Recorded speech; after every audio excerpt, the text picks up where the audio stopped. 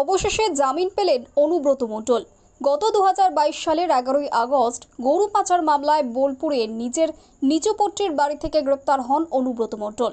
দীর্ঘদিন দিল্লির তিহার জেলে বন্দী ছিলেন।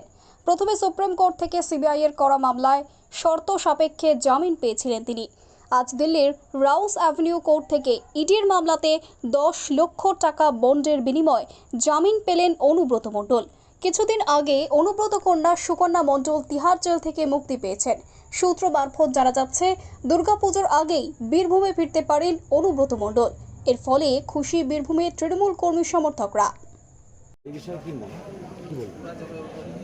কেষ্টদার জামিনের জন্য আমরা সব দীর্ঘদিন ধরে অপেক্ষা করছিলাম। আগামী কয়েকদিন পরে মায়ের দুর্গাপুজো শারদোৎসব শুরু হচ্ছে। তার আগে আমাদের কাছে একটা মনে করি ওপরওয়ালা একটা বড় অবদান আমাদের আনন্দটাকে আরও বাড়িয়ে দেবে।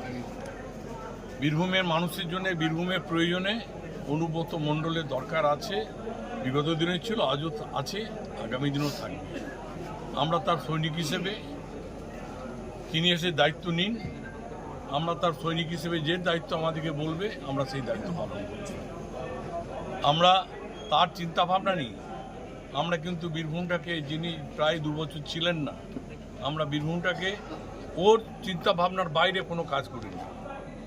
এবং 2 নম্বর হচ্ছে, এটা বীরভূম জেলা একটা অনুর্বর জেলা ছিল,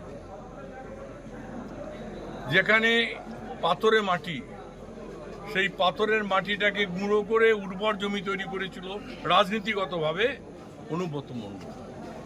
সুতরাং এখানে তো আমাদের কাছে সেই আনন্দ ধরে রাখার নেই। আমরা চাই অনুব্রত মণ্ডল আবার যত তাড়াতাড়ি ফিরে আসবে। আমার মনে হচ্ছে আগামী সপ্তাহের মধ্যে তাকে আমরা বীরভূমের মাটিতে পাব এবং আমাদের আগামী দিনে চলার পথটা আরও বড় জায়গায় পৌঁছে যাবে।